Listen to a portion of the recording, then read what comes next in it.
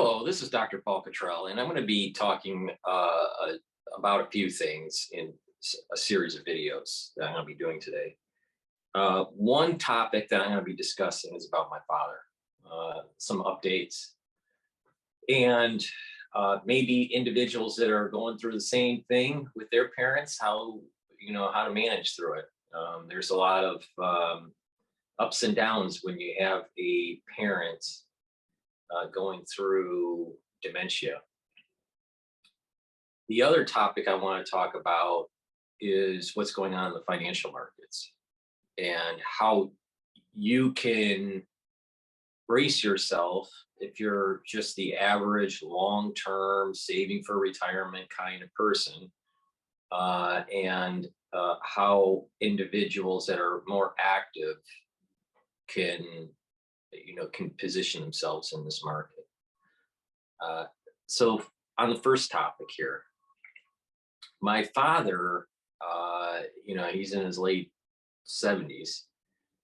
For the ones that don't know, in 2021, in the summer, when I was doing my data collection on my research, my master's thesis at Harvard, and I was doing the data collection for the TAP protein to treat GBS, Guillain-Barré. He stopped eating, lost a lot of weight, and my brother happened to go to my parents' house, just to stop by. He periodically, every few weeks or so, went to stop by. And my father was not responsive in a chair. He was kind of passed out. He was breathing, his heart was pumping and all that, but he was just non-responsive, and wasn't eating. He was very dehydrated.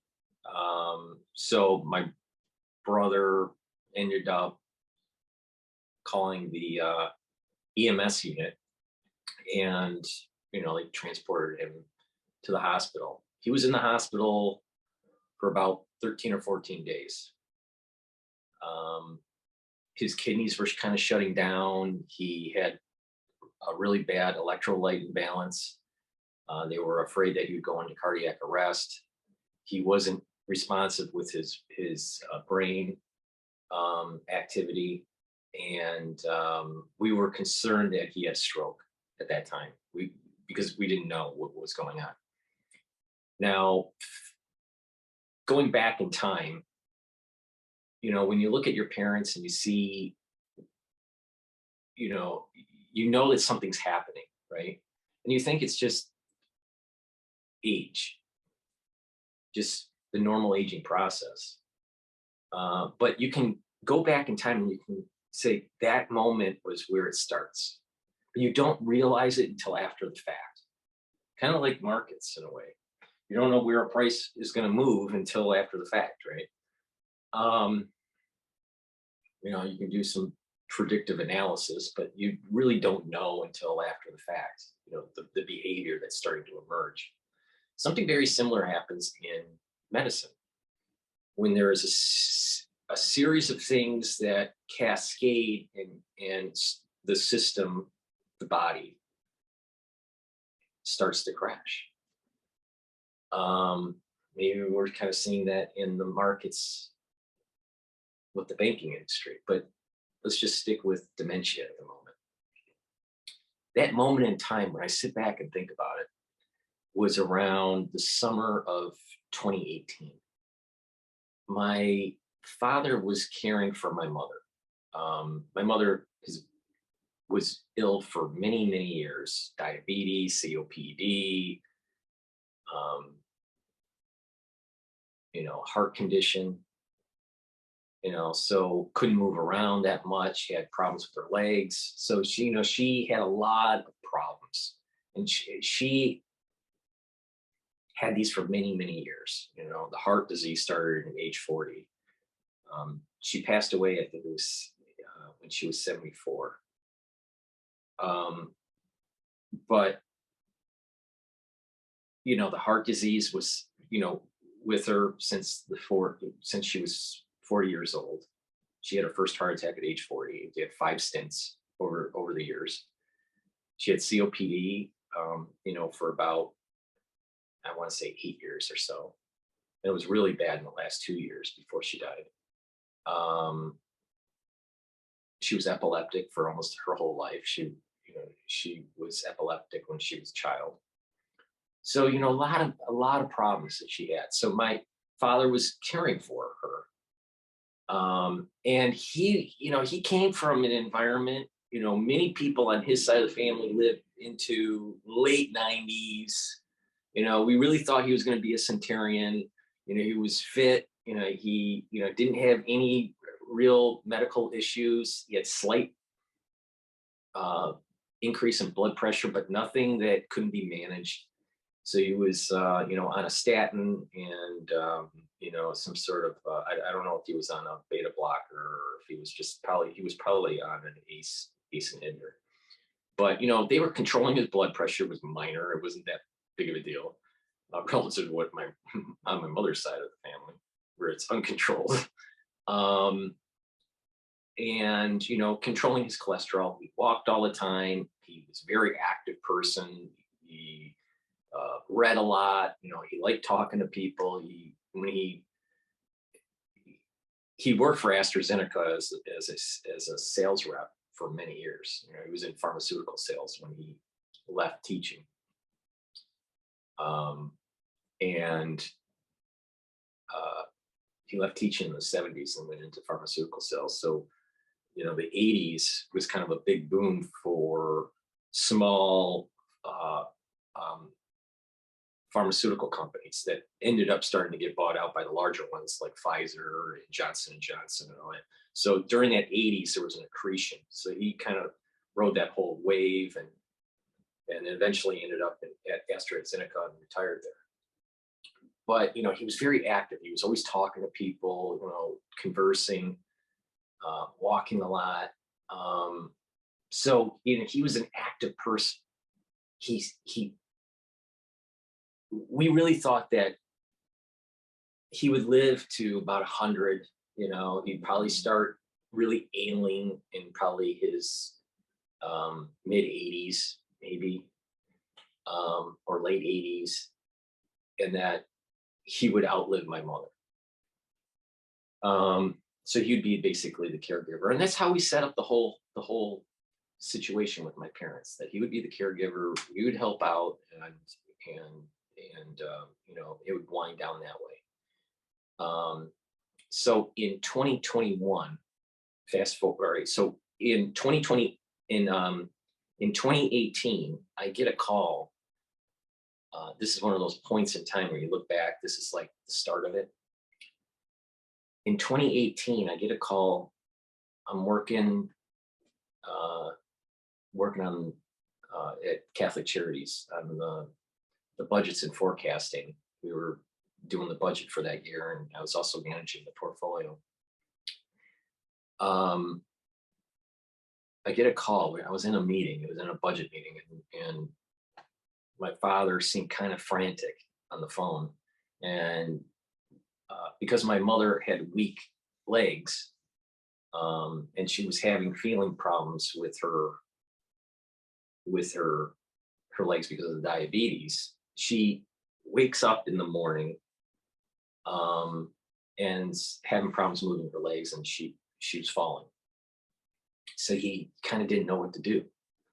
And one of the first signs of dementia is kind of like when something new is arriving in your selection set or in your environment, you don't know what to do. You kind of like freeze, kind of like almost like a deer in the headlights kind of thing. There's a frozen thing going. You could tell that he was just starting to stutter, just a little bit though, just a little bit. So if you're not paying attention, you don't catch it. And he really didn't know what to do. But this was after he called the EMS unit, and he was kind of like frantic. So she was in the hospital for, I don't know, a day or so after that fall. And then they ended up suggesting that she does rehab to strengthen her legs. And they thought that maybe she had one of those mini stroke, what is called a mini stroke, where you kind of lose use of your lower extremities for a little while, but it's not really a major thing, and that you can give them a fibrolytic and dissolve the clot, as long as you catch it in enough time. So it's kind of like a mini stroke that she had, and she was having problems with her legs, and everything starts to stabilize. She's doing her rehab. She's getting some strength in her legs. Now that's in 2018. Okay. Now she continues to decline in her health, right? But around later in 2018, my father, who would talk on the phone all the time, I used to talk to him on the phone all the time, and it was very in-depth conversations, very intricate. He was listening, and he would inject, his thoughts, and it wasn't just he really participated in conversations, and he wrote very fluently. But around late 2018, his fluency in his emails were starting to erode, and the paragraphs became smaller and smaller. The words the sentences didn't start to make sense, and it got to the point where it was only a few word sentences. So you're talking about someone that would write multiple paragraphs in an email to just a few sentences, or just a few words in a sentence, from late 2018 to about, I want to say, about near the end of 2019. This is all before COVID hits. All right. So, he's starting to, so we're kind of thinking, okay, Alzheimer's is starting to kick in.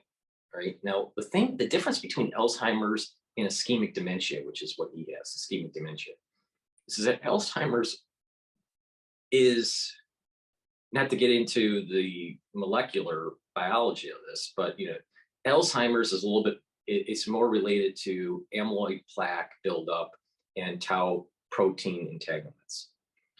Now, with ischemic dementia, it's more about blood flow.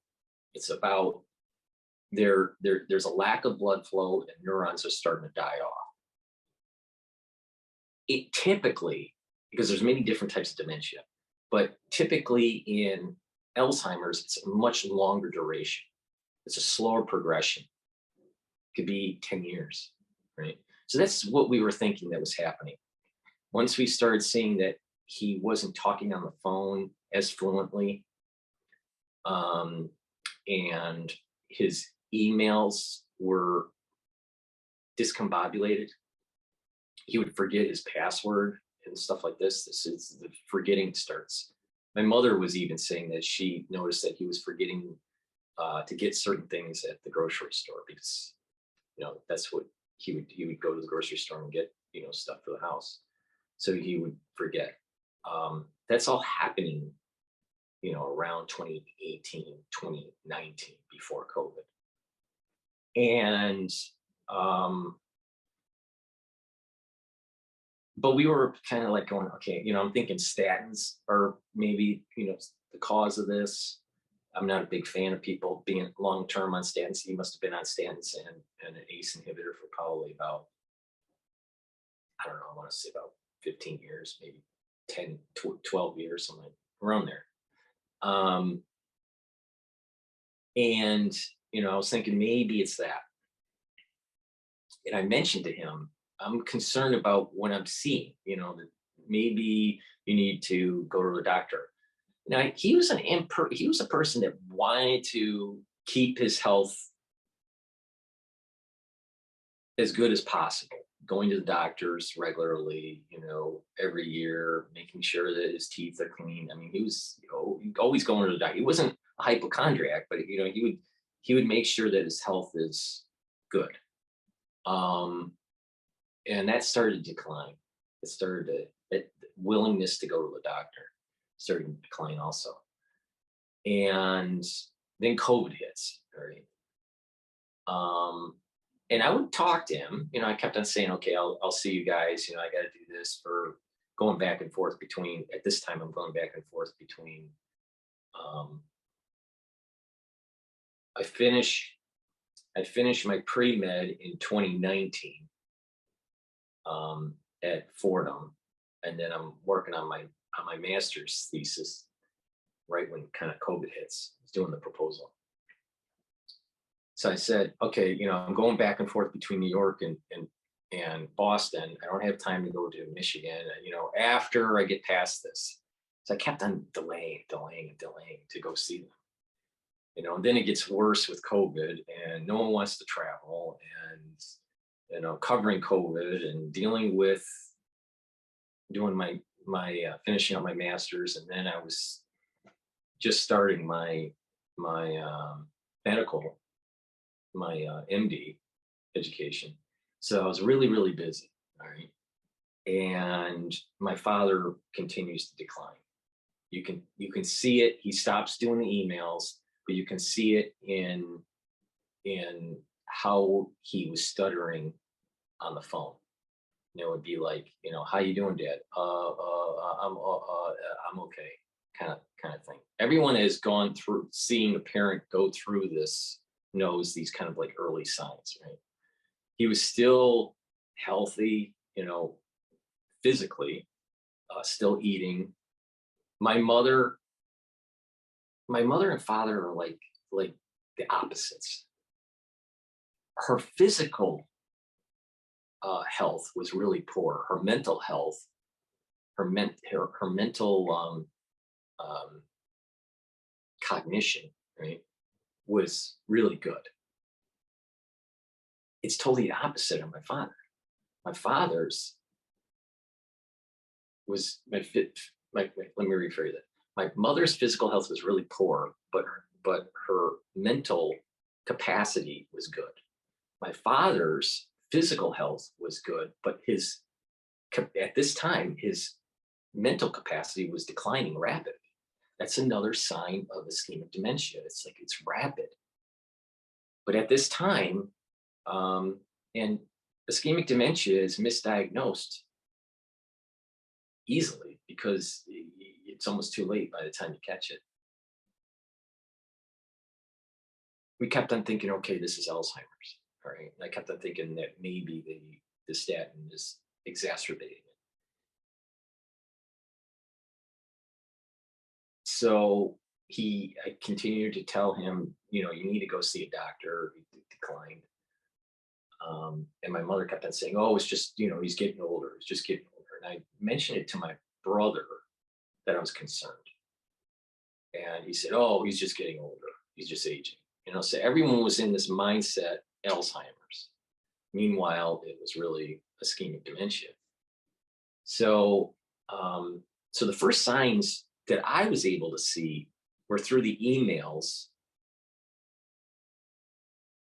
and that call when my mother fell because of her weakness in her legs with this kind of like mini stroke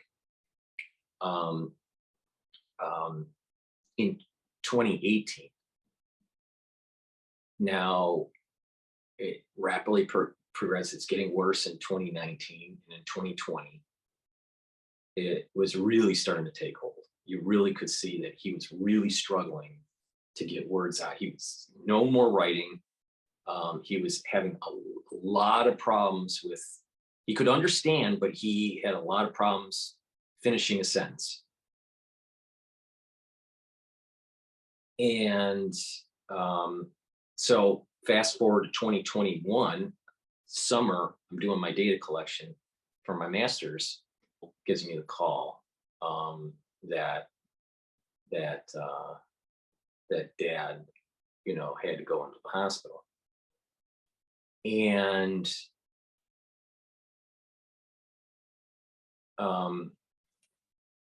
with my brother saying that he had to go in the hospital, we weren't sure if he was going to make it. It was that dire.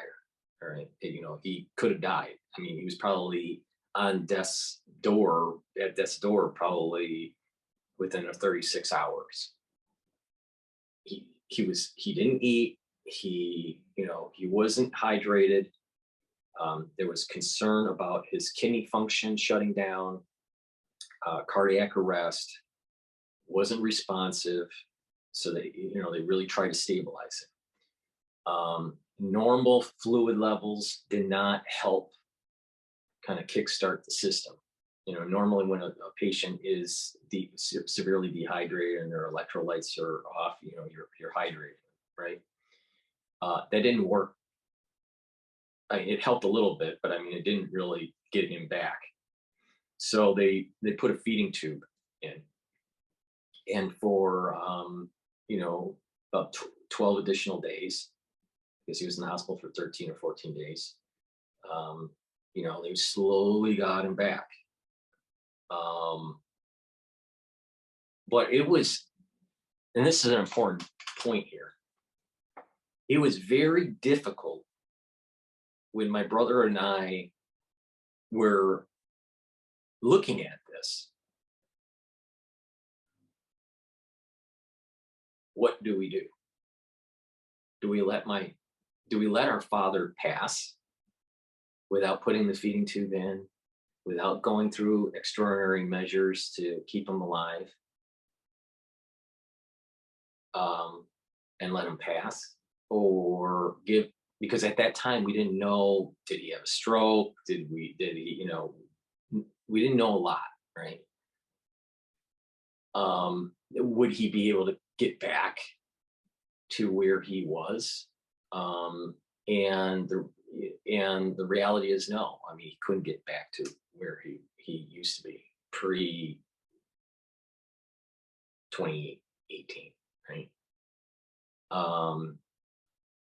And that decision, feeding tube, and maybe he gets through, he doesn't have cardiac arrest, and maybe through rehabilitation, he would have better brain function. Or for sure, within probably around 36 hours or so, he would die. When you're in that kind of situation, no matter which way you pick, you just don't know. Because if you pick to not intervene and let them pass, then forever in your mind, you're always going to say, what if we did intervene? We accelerated his passing, right? We took the route, intervene, feeding tube, and, let's try to keep him alive and see what happens. And it took 14 days or so, 13 days before he could be transferred to a nursing home. First, he was transferred to a rehabilitation center and then transferred into kind of this quasi-rehabilitation nursing home.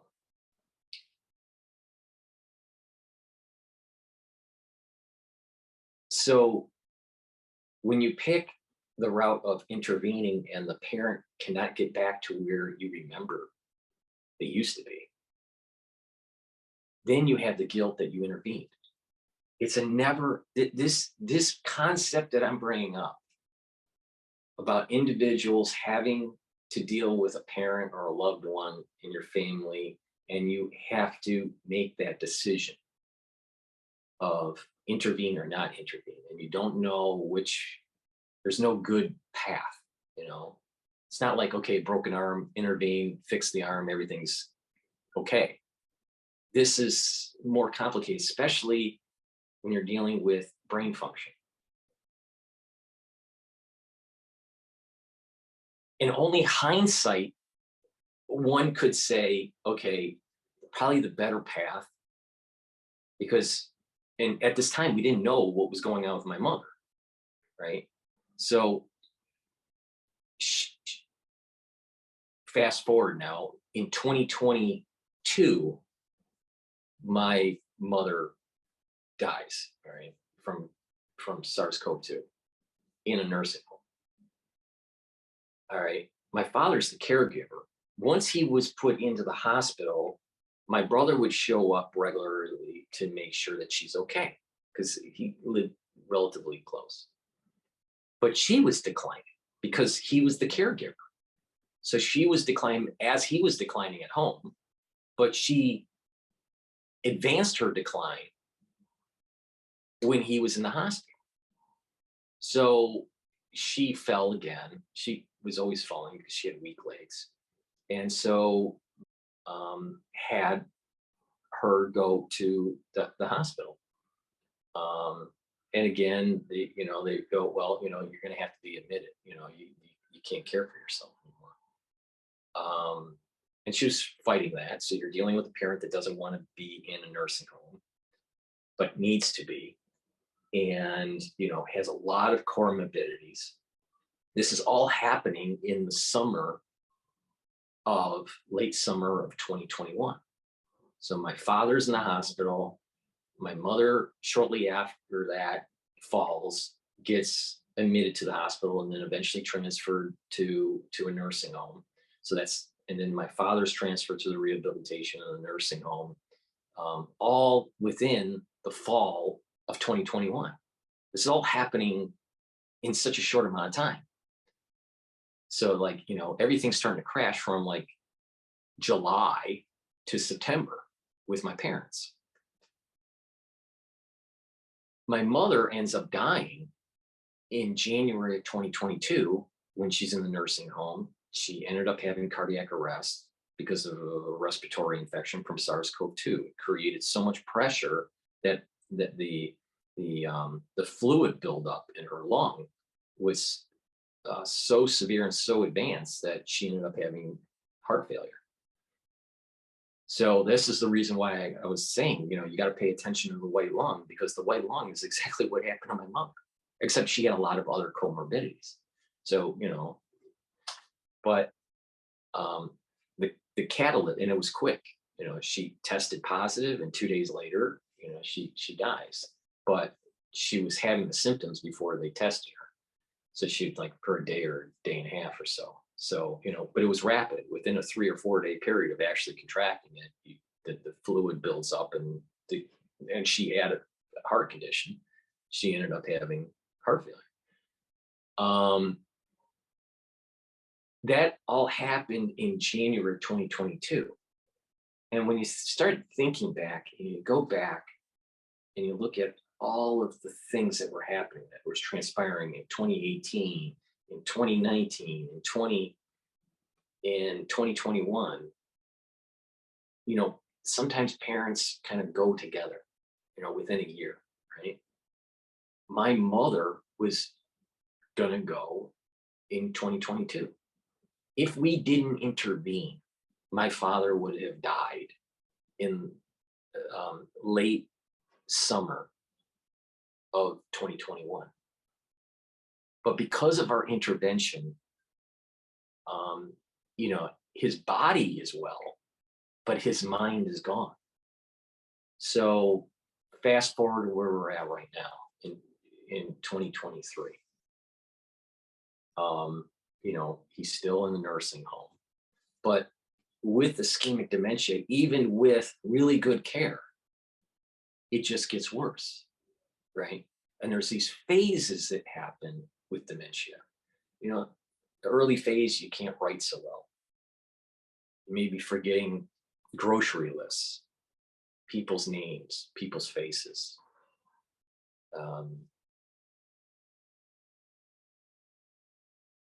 New memories. Forget tasks to do, procedural type stuff. Things start to break down. But now it is to the point, when he was put into the hospital and when he was transferred to the nursing home, he could only mumble 2 kind of words or 3 words, but he seemed like he could understand, and his attention span was maybe about 5 minutes. But now in 2023, it's more fear. He's in a fear mode.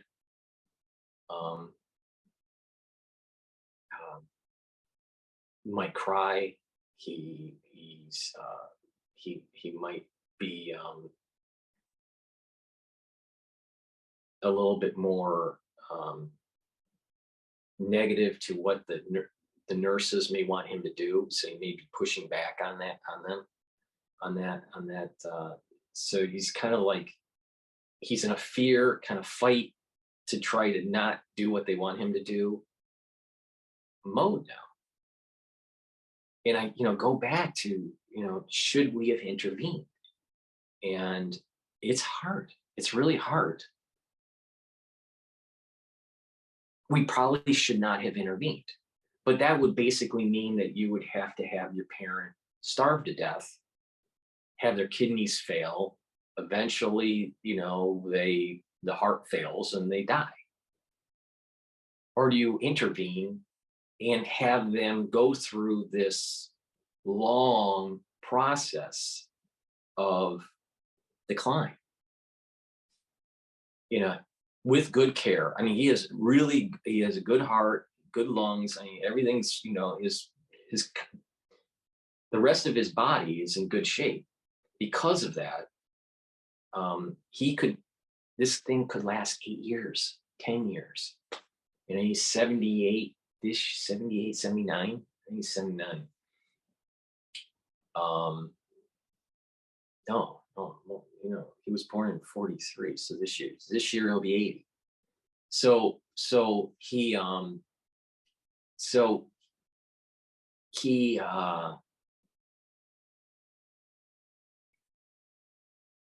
he's mentally declining, but his body is still in shape. And they're taking good care of him in the nursing home. So the rest of his body isn't declining as fast as his brain. So he can maybe, move, he may be 88 by the time he dies. But the thing is that we couldn't even tell him. This is another point when you're dealing with parents that have dementia. We couldn't tell him that his wife, our mother, died because we didn't know what that would do to his mental state. Would it register? Would he, relive that pain continually? So we decided not to tell him, right? So he doesn't know. He's probably at a state now that, he doesn't kind of he sort of recognizes faces, but sort of doesn't. And he's not really there, and he's not talking at all. And, he's fighting, and, as he's declining in his mental capacity, he's starting to show emotion. There's an emotional state of fear. Seems like he's scared at times. He's sad at times. So there's an emotional state as these neurons are starting to die off. There's kind of an emotional component to it that starts to unravel. Before, he was basically very calm, not afraid at all. Paid attention to the nurses, mumbled a couple words. But attention span was short, less than 5 minutes. Now it's, 30 seconds or something like that.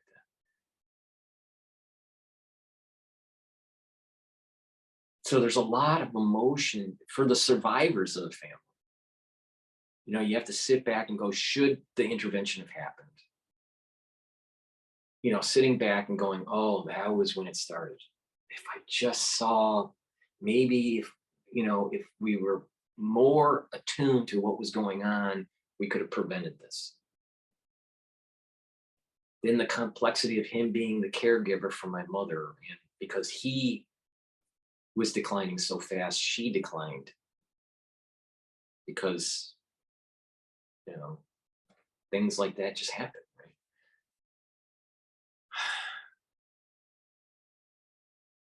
So, some of the lessons learned, I guess, with family members dealing with this kind of thing, with dementia or ischemic dementia, you have to pay attention to the signs, the early signs, and get them treatment right away, even if they're and my father was kind of fighting it at first.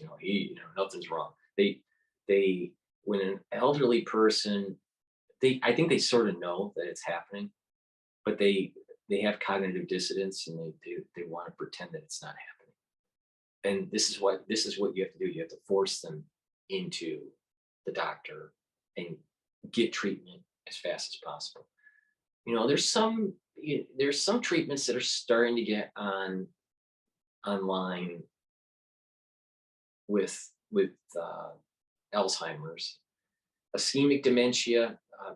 Maybe through medication to increase blood flow might slow down the progress. I don't think that there's anything that if you catch it early that you're going to prevent it. I think once you have it, it starts. I don't think you can really prevent ischemic dementia. I'm not,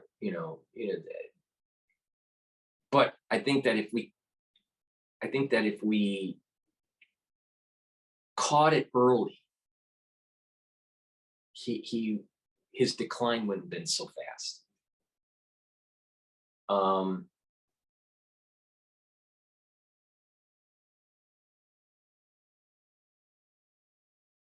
yeah. But the problem is that even the doctors that were working on him in the hospital, they say that this is underdiagnosed. They would say because the signs at that time in 2018, 2019 were very similar to Alzheimer's, right? So even he said that ischemic dementia is an underdiagnosed or misdiagnosed situation with these patients. So even if we had the doctors looking at them, they probably would think that, well, like we were, that this is probably the early stages of Alzheimer's. He didn't have any Parkinson's issues, no tremoring or anything like that.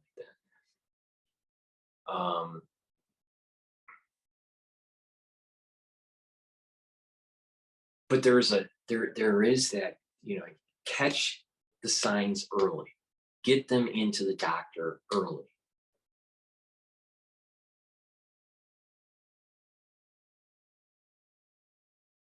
Try to rule in or rule out different diagnoses, the differentials of the patient. And probably because of this post-COVID era, we may be seeing more of this kind of thing going on. Blood flow issues, amyloid plaque issues. But for my father, it started in 2018. But being locked down probably helped accelerate the process in 2020.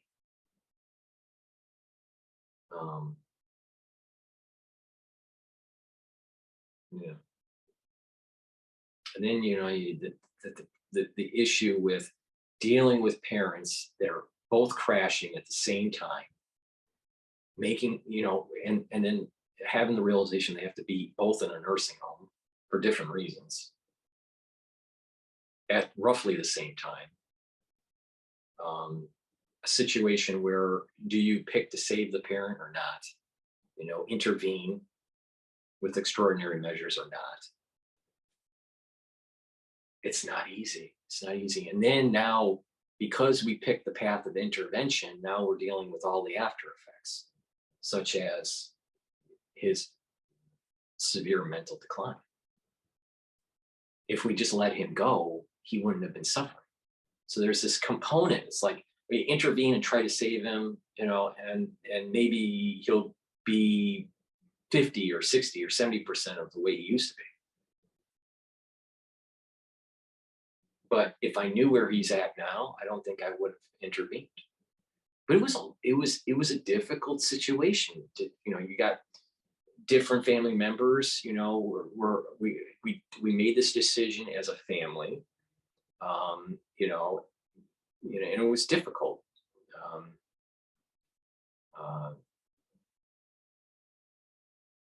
What do you do in this situation? There's no real right answer. There's really no right answer. There's a part of me that says, you know what? I wish that we went down the other path and didn't intervene so he wouldn't suffer. Um, but then I know that if we picked that path, then there would have been a shoulda, coulda, woulda kind of moment. Should we have intervened?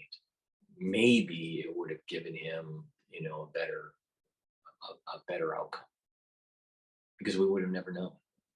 This is the problem. This is the problem with this dealing with this.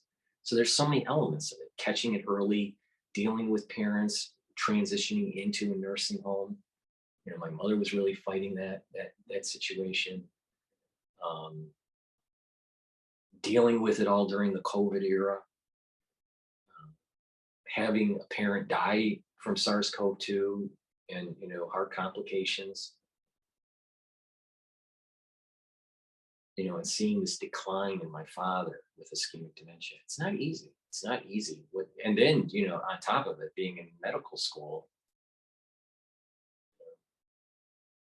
one, the stress of just being in medical school and dealing with all these parent issues when they're elderly.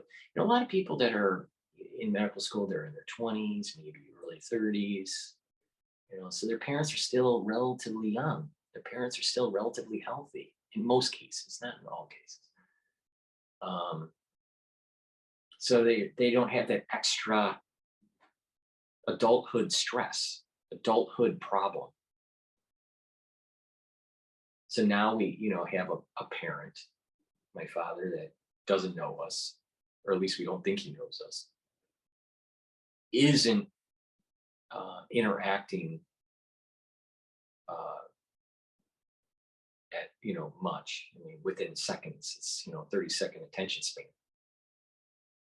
and now he's moving into that fear mode. He's moving in that fear mode and crying and pushing back. Um, but it could be a lot worse. I mean, maybe it will get worse. I don't know. But sometimes I just wish that I wish that he could go peacefully and not have to suffer this way. And this is why I go back to, like, well, maybe in 2021 we should not have intervened and let him pass in the hospital. And even the doctor that was the main ER doctor, that my brother was dealing with, you could kind of see that he knew where this was going to go, and he was kind of like pushing. He was not pushing, but he was kind of like, you sure you want to enter? We can do all these extraordinary measures, but the outcome, we don't know. And he's being very forthright. But when you're in that situation, you see these patients on a regular basis, you basically know what the bell-shaped curve is for these patients. What the major outcome will be within 2 standard deviations. And it probably would have been better to let him pass. But it's not easy. It's not easy to be at that fork in the road and make that decision.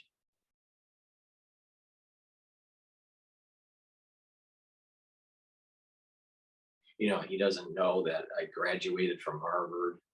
He doesn't know that I'm, a third year medical student. He just doesn't know what he used to know or used to care about.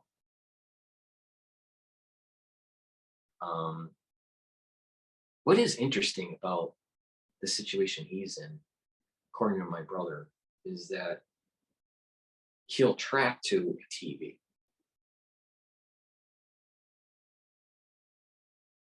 The moving pictures on the TV kind of gets their attention. I don't know why that is. I'm sure that when I'm in psychiatric care, or neurology, I'll learn the reason why that is. I don't know yet. But it's, very similar to a kid. You put them in front of a TV, and that's kind of like the babysitter. Keeps them, engaged. The flashing colors and pictures, I think, keeps them engaged.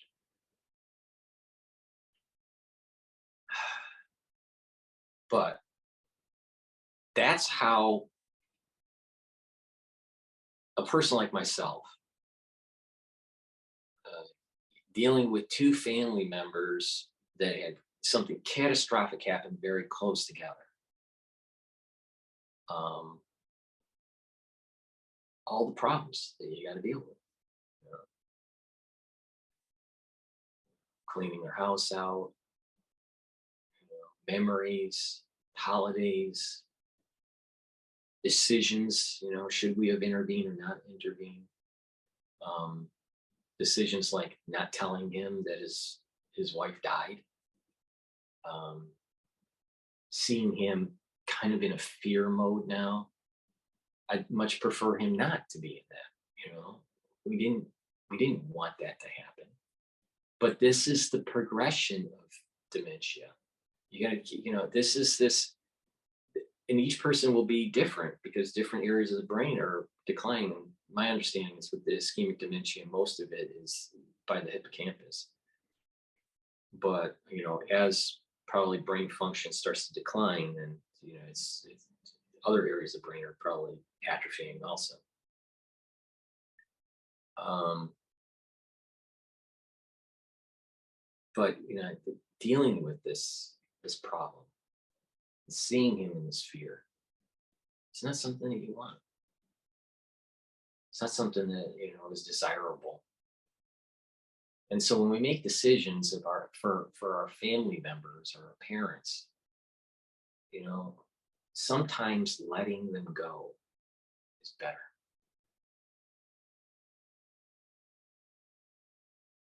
But it's that fork in the road. Should you intervene or should you not intervene? If you intervene and everything is great, you hit a home run. But a lot of times you intervene and it's not a pretty picture. And so you regret it. But yet if you didn't intervene and they passed away in a short amount of time, then you'll regret that you didn't intervene. So there's no good solution.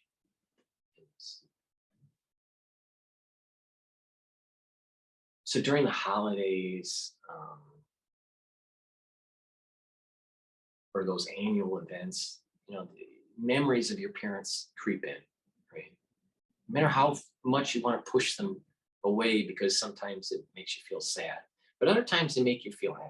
So I guess sometimes letting them into your soul, into your consciousness is a good thing. Um,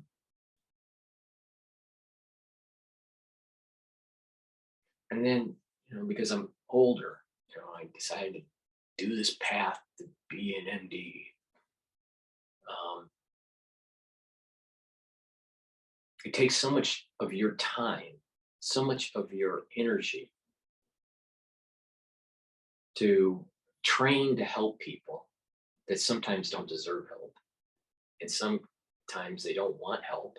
And other times they need help and want the help. Um, but the sacrifice to go through this, you're setting, you're pushing aside times that you should be spending with family, times that that you should spend more quality time with individuals that are important to you. Going through an MD program, it's like all encompassing. It's like your way of life, the way they make the program, the way they design it, the way the social constructs of being an MD, all this stuff. It's like, it's a way of life. And it's kind of like, it's almost like a monk being a monk, prepare to take all these tests. You can't, unless you're a nurse or a doctor already, an MD or an DO, no one will understand all the hoops and all the testing, because you're not just taking a test, you have to prep for the test. And not only that, you got to do multiple preps for a test. And then there's shelf exams, and then there are board exams, and there are recertifications, and it never ends. So you're always studying and always being away from activities that other people are doing. And so I think the ones that are not doctors and nurses or PAs or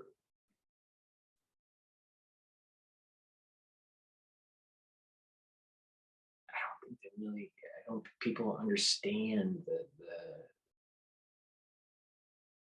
the sacrifice, the mental, the physical, the emotional sacrifice to be down that road. And it's almost like a monk in a way, you know.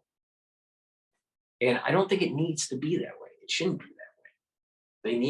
They need to rethink how medicine is taught. They need to rethink all the trials and tribulations of a medical student, especially when medical doctors are leaving and not nurses are leaving in mass droves across the United States because of all the problems. You know, there's too much regulation, there's too much paperwork. The insurance companies don't reimburse enough. The insurance companies are telling you how to practice medicine, yada yada yada. Right? So there's a sacrifice. You know, if I knew the sacrifice, I would have just enjoyed my life and retired early. Um,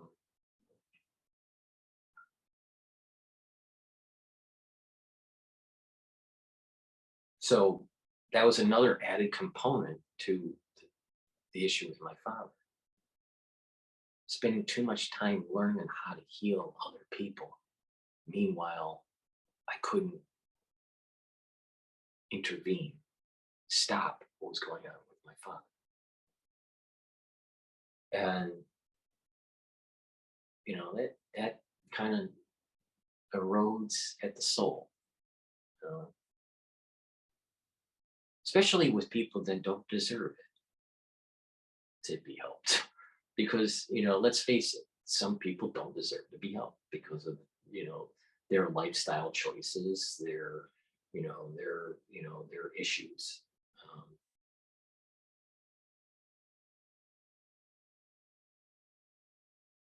Now that's kind of being judgmental. You know, I shouldn't be judgmental.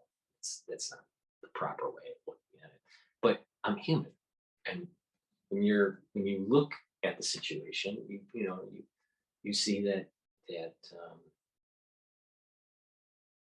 you know some people are doing really well that you don't feel as though they should, while others are not doing well, and you don't understand why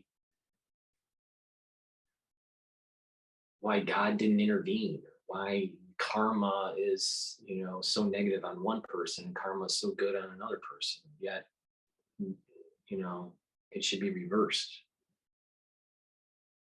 Sometimes bad people get rewarded and good people get punished. But why? I mean, this is like a big philosophical, religious kind of question. But that's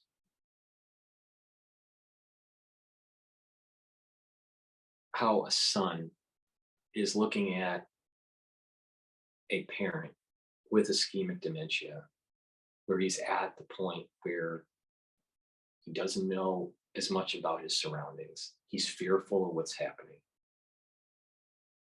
He doesn't know much about what's going on in the outside world, especially in his own family. And there's a fear. There's a fear component that's starting to develop, and it's sad because you want someone to go peacefully, to go through this process peacefully. But as neurons start to degrade, you don't know how what their thinking is. You know,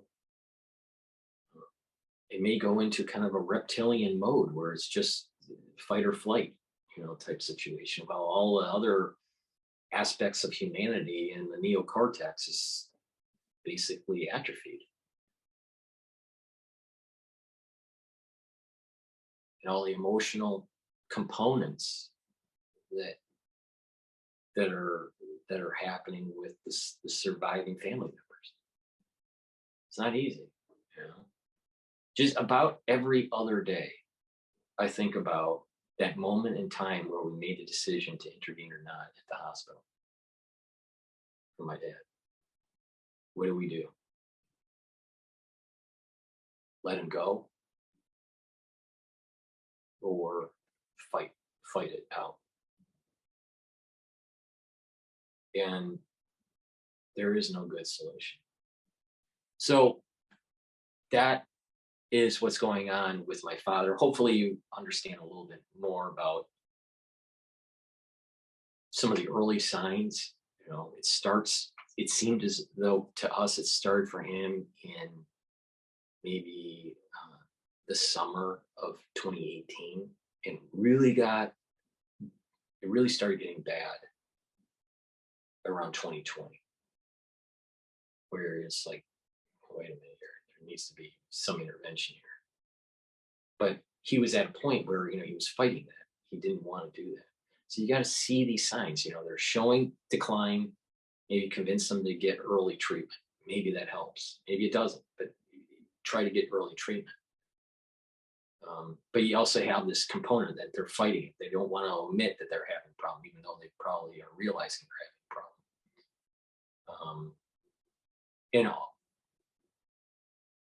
When it gets really bad, those big decisions in the hospital, do you save them or you don't save them? When it's life or death situation, do you intervene or you don't intervene?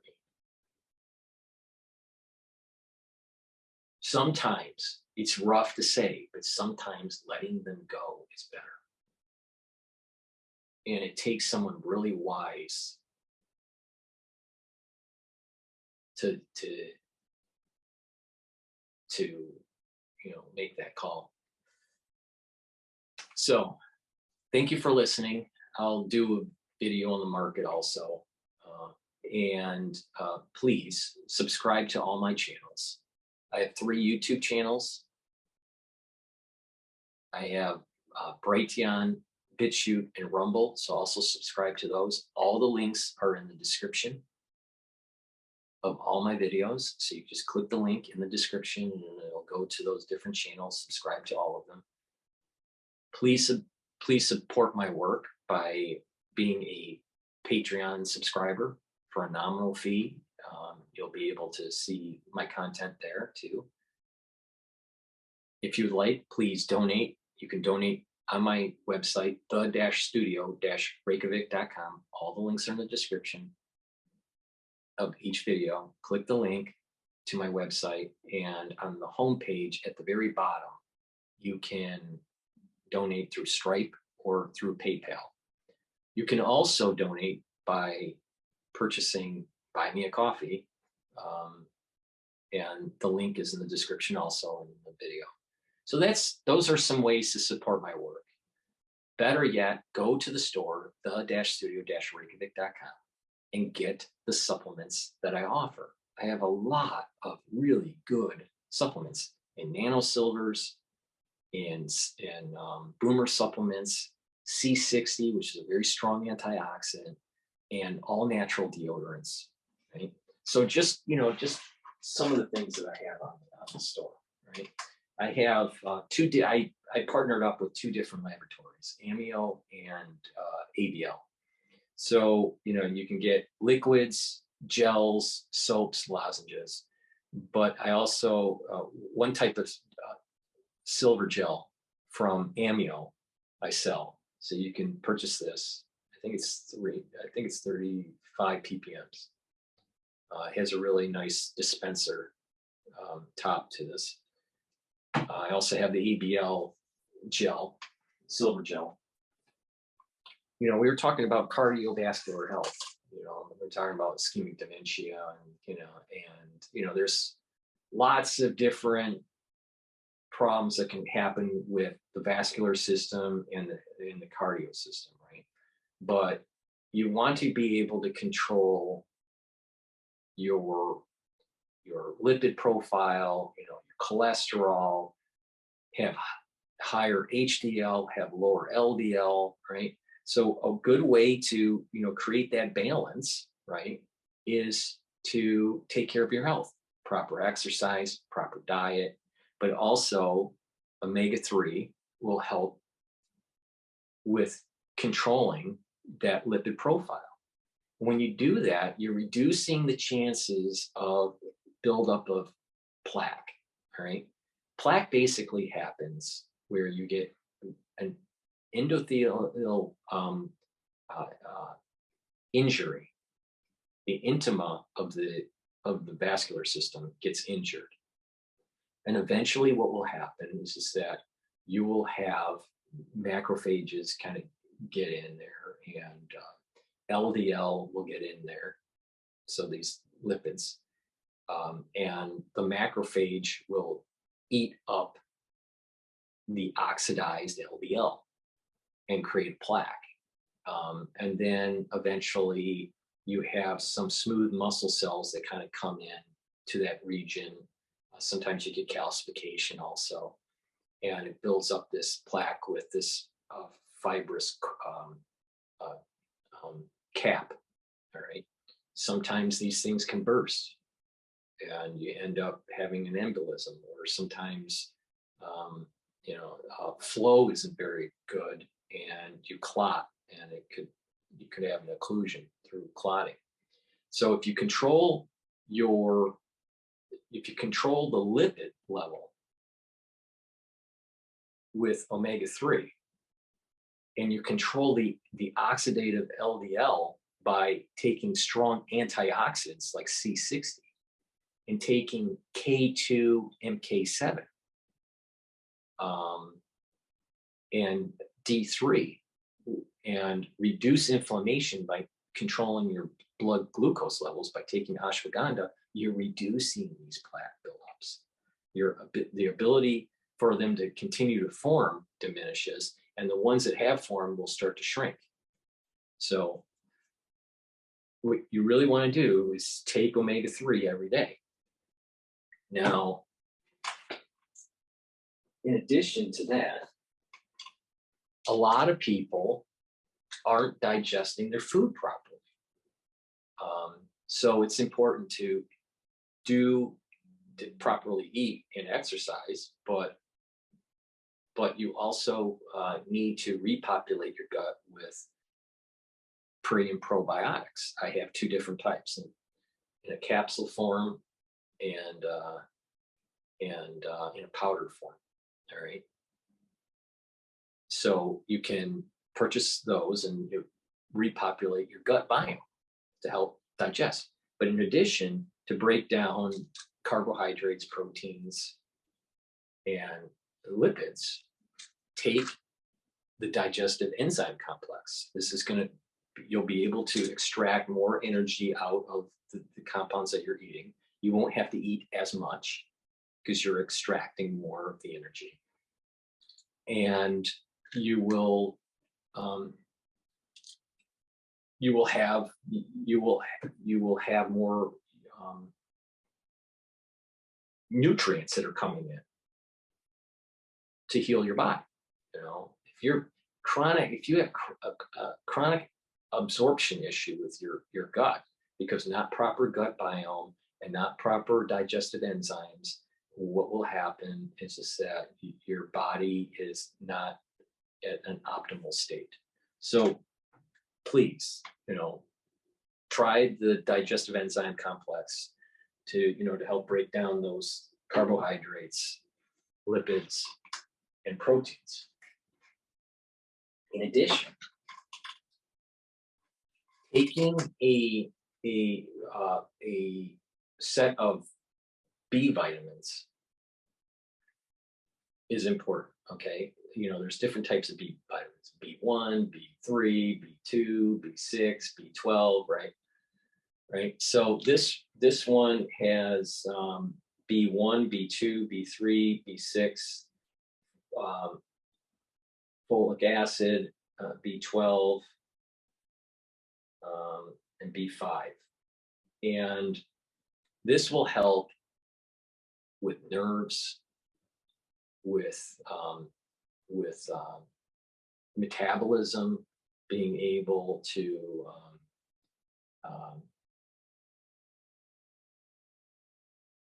And like B12, like for example, a lot of people, especially when they're older, they may not be, this goes back to the absorption issue. Oh, a lot of people, when they get older, they're not absorbing nutrients as much. Sometimes their intrinsic factor is a little low. Their absorption isn't that great with their gut. So they're not digesting and absorbing the B vitamins as much as they should. And for example, if you're not getting enough B12, you're going to start having neurodegenerative situations in your spinal cord. So here's an example where you need B12, but also metabolism. In biochemistry, there's a lot of different pathways, and you have these cofactors. Some of these cofactors are B12s to help to go through the next chain reaction in the biochemistry to make certain chemicals, to make certain molecules, right? So when you don't have your cofactors, that whole process isn't as efficient, or it doesn't even work. It stops. So making sure that you have your different vitamins, your B vitamins, is going to help you with the metabolism and also with neuroactivity. So taking a B complex, taking the vitamin B complex, is going to help you a lot. And again, it goes back to that coupling effect that I was mentioning earlier. Taking C60 to reduce that reactive oxygen species, taking the probiotic, taking the digestive enzymes, and all of a sudden your health starts to increase because you're getting more of the nutrients from proper eating and supplementing at higher concentrations. And what will happen is that you're slowing down the aging process. When you don't have enough ATP, your body starts to wear down, and it wears down much quicker. This is why older people get older quicker. Magnesium and zinc. I have supplements here that you can take. Taking this regularly is going to improve your health and immune system. You know, we heard a lot about taking zinc and how important it was during this crisis. And then, you know, I have a 2 ounce, a 4 ounce, and a 8 ounce bottle of C60 in coconut and avocado. This one is 2 ounce for $60. But basically what you do is you take this every day, and this is a very strong antioxidant. It's a buckyball. It's a molecule that has 60 carbons. So it looks like a soccer ball, right? And what that does is it can soak up and deactivate the reactive oxygen that is produced at a much faster rate than vitamin C. Vitamin C is just one molecule, right? And there's a ring in vitamin C that can neutralize the reactive oxygen species. But once that ring has neutralized the reactive oxygen species, that molecule cannot be used again, and it just gets excreted. C60, because there's so many, when you follow the electrons cloud of the molecule, it can soak up these reactive oxygen species and be reused instead of one shot and can't use again, like vitamin C's molecule. So this is the reason why it's so potent, why it's so good. So taking, you know, a dropper of this, I take a teaspoon of it a day. And what you'll notice is that you're bringing down the reactive oxygen species. You're bringing down the the um, the the degradation of the cell, and you're boosting up the mitochondrial health. That's helping with producing ATP. More ATP, more energy. It helps to heal your body. You're slowing down the aging process. That's how it works. On top of when I was telling you about the plaques, by taking C60, you're reducing the oxidative LDL that is being eaten up by the macrophages. Less oxidative LDL, less plaque. So taking this is going to help you reduce the buildup of the oxidative LDL. On top of what I was saying about taking the omega-3 and bringing down and controlling your lipid levels.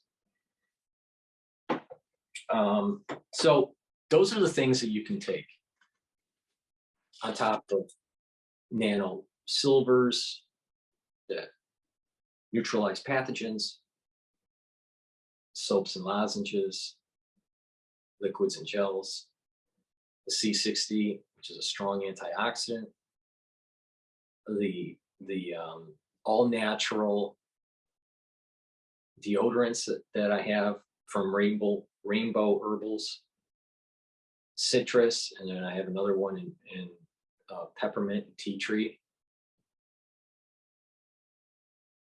Those ingredients are all natural, mostly organic, and from the Himalayas, you know. So these ingredients that are in these deodorant bars are like the highest quality ingredients that you're going to be able to get. So, you know, I offer a lot of products on my store to help support my work. So a great way to help improve your health and to help support the channel is to go to the store, the-studio-reykjavik.com, and get some of these products that will help boost your health, help slow down aging, help neutralize pathogens, help reduce reactive oxygen species. Start using all natural deodorants. And what you will see over time is an increase in your health.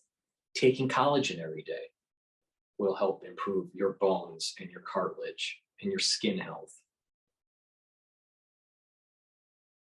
I sell a nano silver toothpaste, no fluoride in it. It is the best toothpaste that you'll ever use. It neutralizes the pathogens in your mouth. It whitens the teeth, right? And it's reducing cardiovascular disease. This is when you have a really strong toothpaste, you're reducing those chances of cardiovascular disease from having a better oral care. Something very simple as a toothpaste can radically change your health when you're using it every day. So take a look at that. That's a really easy, it's the best toothpaste that you can buy. There's no other toothpaste that you can buy that's as good as that toothpaste that I sell. Much better, by leaps and bounds, much better than any toothpaste that Alex Jones is selling. So go to my store, the-studio-reykjavik.com, and help support the channel.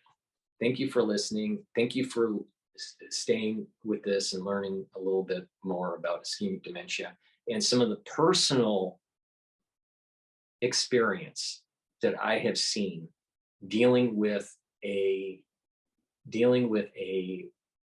parent going through this ailment. Thank you for listening and have a nice day.